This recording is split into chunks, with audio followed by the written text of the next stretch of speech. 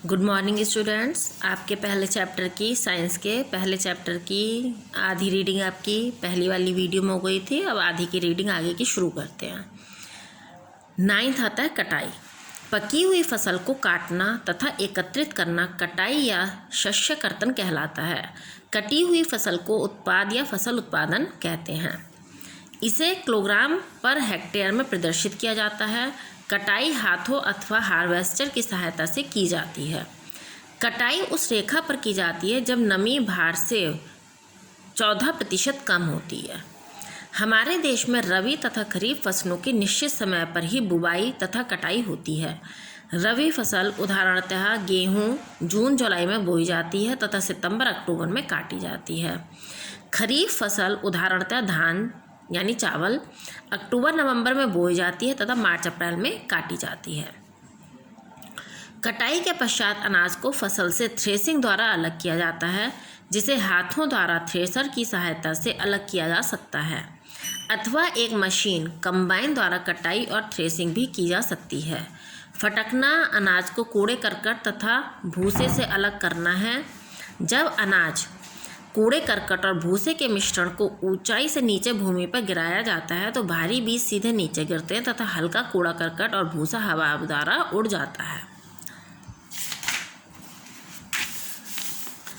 अब आपका आता है 10th अनाजों का भंडारण। कटे हुए अनाजों में 14% से अधिक नमी नहीं होनी चाहिए, अन्यथा वे सूक्ष्म जीवाणुओं से संक्रमित हो सकते हैं तथा वे खराब हो जाते हैं। अनाजों के अतिरिक्त उत्पादन को भविष्य के उपयोग के लिए भंडारण किया जाता है।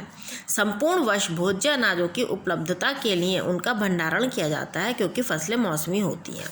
क्या होता है बेटा, फसलें तो मौसम में होती हैं, है ना। जैसे जून जुलाई में आपका गेहूँ होता है और खरीफ की फसल होती है जो आपके सर्दियों में बोए जाते हैं, धान वगैरह।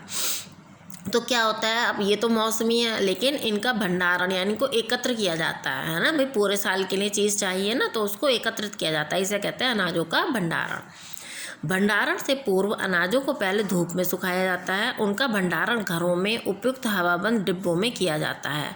गेहूँ चना चावल आदि का बड़े पैमाने पर भंडारण बोरियों अथवा अनाज खत्तियों में किया जा सकता है।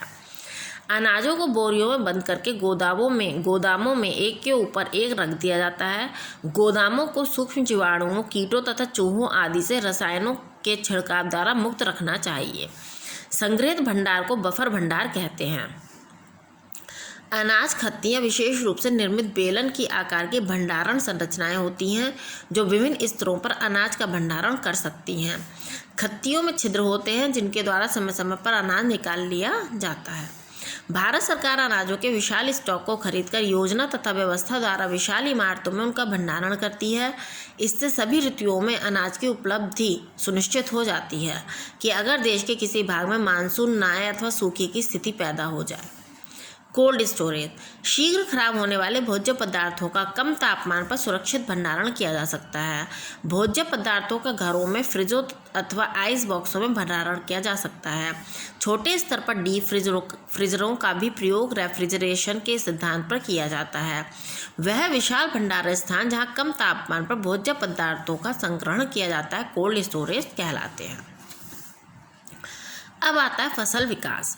भारत की जनसंख्या लगभग 125 करोड़ यानी 125 करोड़ का आंकड़ा पार कर चुकी है, इसलिए अनाज के उत्पादन में विशाल वृद्धि की आवश्यकता है।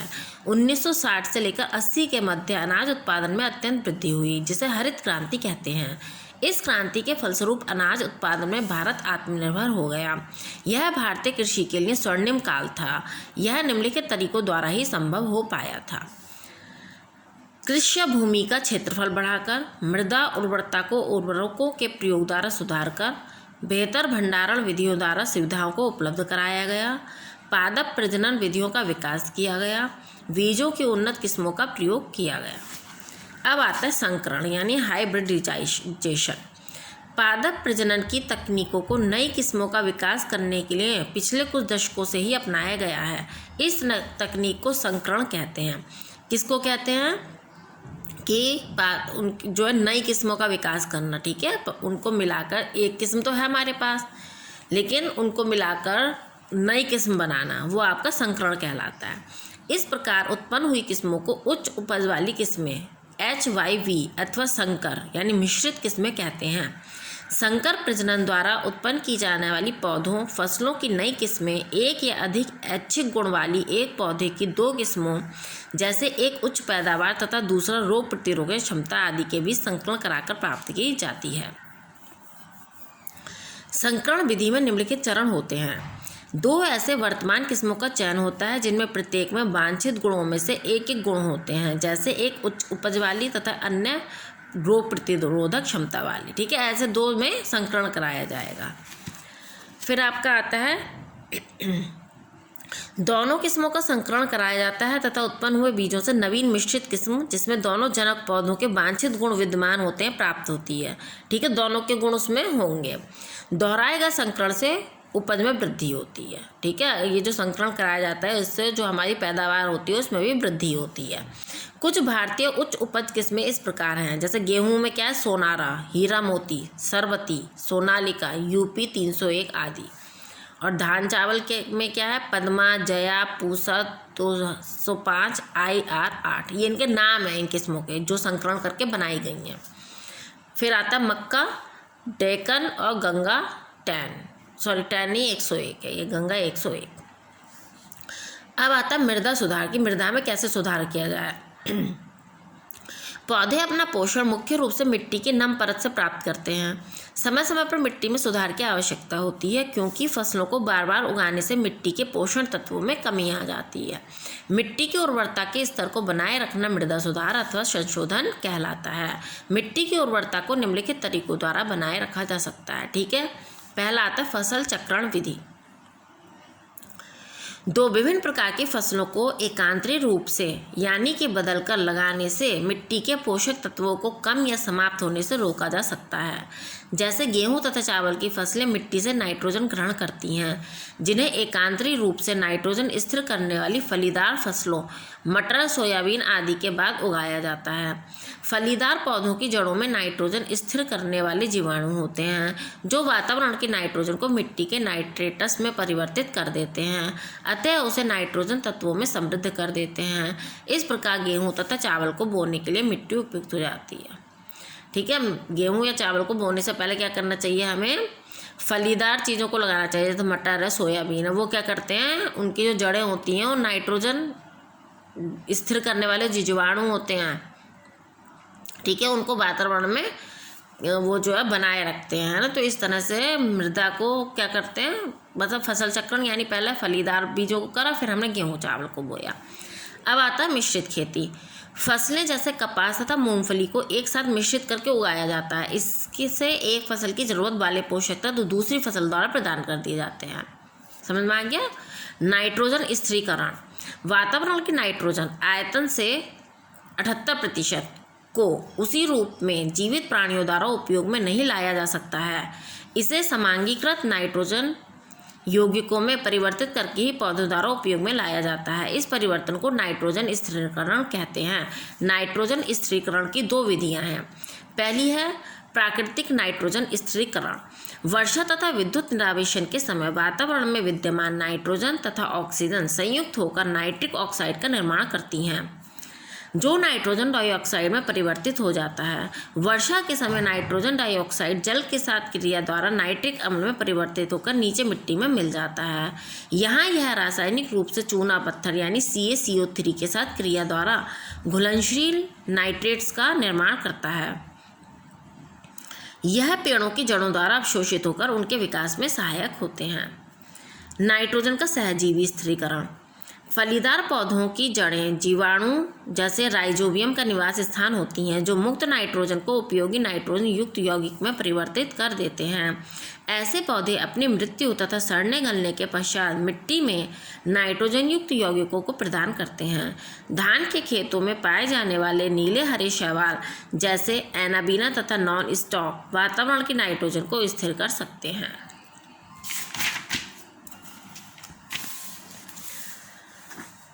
अब आता है कृत्रिम नाइट्रोजन स्थिरीकरण। अधिक मात्रा में वायुमंडलीय नाइट्रोजन का स्थिरीकरण विभिन्न कृत्रिम विधियों द्वारा किया जाता है। दो प्रमुख महत्वपूर्ण विधियां निम्नलिखित हैं। फर्स्ट है अमोनिया का निर्माण। महत्वपूर्ण रसायन अमोनिया का निर्माण उपयुक्त परिस्थितियों में वातावरण नाइट्रोजन से हाइड्रोजन की क्रिया द्वारा होता है। इसे अमोनिया उत्पादन की हैबर विधि कहते हैं। नाइट्रिक अम्ल का निर्माण, जब नाइट्रोजन तथा ऑक्सीजन को संयुक्त करने के लिए वायु को विद्युत आर्क में से गुजारा जाता है तो इस विधि को विर्कलैंड आईडी विधि कहते हैं। इस प्रकार निर्मित नाइट्रिक अम्ल को अधिक ऑक्सीजन द्वारा नाइट्रोजन डाइऑक्साइड में परिवर्तित कर दिया जाता है। अंत में नाइट्रोजन डाइऑक्साइड जब जल में अवशोषित होती है तो नाइट्रिक अम्ल प्रदान कर देती है। अब है नाइट्रोजन चक्र की नाइट्रोजन चक्र क्या होता है। वायु में लगभग 78% नाइट्रोजन होती है। इसकी सांद्रता वायु में लगभग स्थिर रहती है।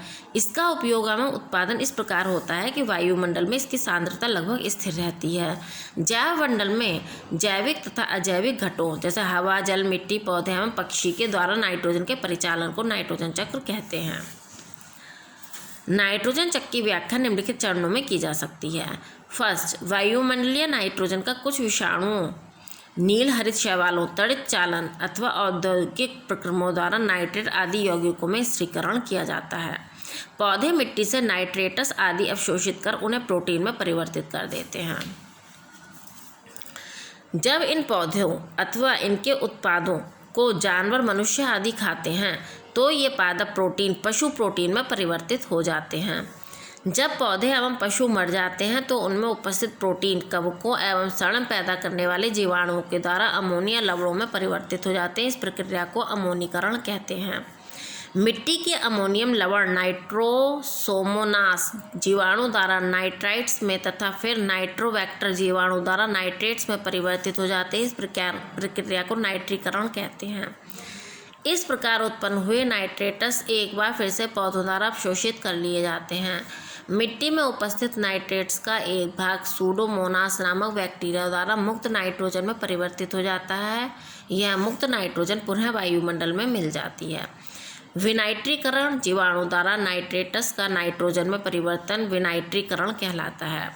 जंतुओं से प्राप्त होने वाला भोजन, इसके हमारे लिए जंतु भी भोजन के महत्वपूर्ण स्रोत हैं। पशुपालन में घरेलू जंतुओं को हमारे उपयोगी उद्देश्यों की पूर्ति के लिए उन्हें खिलाना, आश्रय प्रदान करना, स्वास्थ्य का ध्यान रखना तथा उनका प्रजनन कराना आवश्यक है। दूध, मांस, अंडे, चिकन, शहद आदि जंतु उत्पाद हैं जो संपूर्ण संसार में प्रयोग में लाए जाते हैं, अतः जंतुओं का उचित ध्यान रखना चाहिए। जंतुओं के उपयोग उत्पाद, पशुधन, मवेशी, भैंसे, भेड़, बकरी, सूअर, घोड़े तथा ऊंट आदि को पशुधन कहते हैं जिन्हें उपयोग अथवा लाभ के लिए रखा जाता है। डेयरी, वे जंतु जो दूध का उत्पादन करते हैं उन्हें दुग्ध जंतु कहते हैं, जैसे गाय तथा भैंस। बड़े पैमाने पर दुग्ध जंतुओं को दूध तथा दुग्ध उत्पादों के लिए पालना डेयरी उद्योग कहलाता है। गाय की नस्लें, हमारे देश में गाय की 30 लोकप्रिय नस्लें हैं, इन्हें डेयरी नस्ल कहते हैं। भारतीय नस्लें, लाल सिंधी, साहिवाल तथा गैर। विदेशी नस्लें, जर्सी, हॉल्स्टीन, फ्रीजियन तथा ब्राउन स्विस। उन्नत उच्च किस्में, करना फ्राइस, करना स्विस, फ्राइजवाल। ये उन्नत किस्में देसी गायों की तुलना में 2 या 3 बार अधिक दूध देती हैं। भैंसों की नस्लें, देश के विभिन्न भागों में भैंसों की 10 नस्लें पाई जाती हैं। निम्नलिखित उच्च उत्पादन वाली किस्में हैं। हरियाणा तथा पंजाब में मुर्रा, गुजरात में महसाना और गुजरात में सुरती। अब आता है संकरण पारंपरिक विधियों द्वारा तथा कृत्रिम विधियों द्वारा उच्च उत्पादक किस्मों को उत्पन्न करने के लिए किया जाता है। पारंपरिक विधियां, एक स्वस्थ मादा जंतु का बेहतर नस्ल के मादा नर जंतु से संपर्क कराने से सर्वोत्तम गुणवत्ता के बच्चे उत्पन्न किए जाते हैं। और कृत्रिम विधि क्या है? चयनित नर जंतु के संग्रहित वीर्य को उच्च जनशक्ति काल के दौरान मादा के योनि द्वार में प्रविष्ट कराया जाता है, जिससे निषेचन संभव हो जाता है। इस प्रकार उत्पन्न हुए नवजात संकर कहलाते हैं। कृत्रिम विधि द्वारा शुक्राणु के प्रविष्ट कराने के लाभ क्या हैं? ऐच्छिक नस्लें उत्पन्न की जा सकती हैं। वीर्य को जमाकर फ्रोजन विधि द्वारा लंबे समय तक सुरक्षित रखा जा सकता है। बहुत सी मादाओं लगभग 3000 को एक ही नर के वीर्य द्वारा निषेचित किया जा सकता है। वीर्य का स्थानांतरण संभव होता है।